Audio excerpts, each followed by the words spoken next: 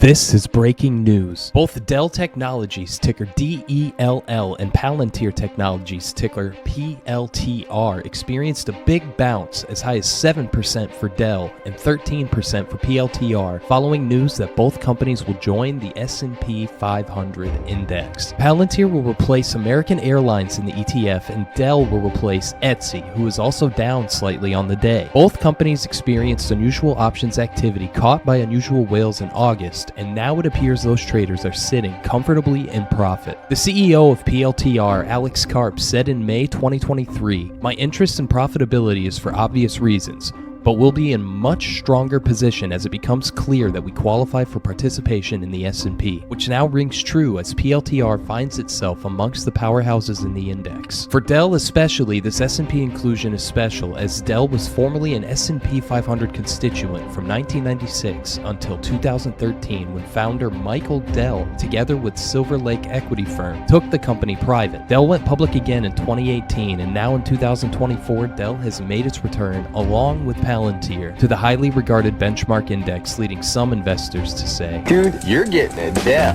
Little dude, you are getting a Dell."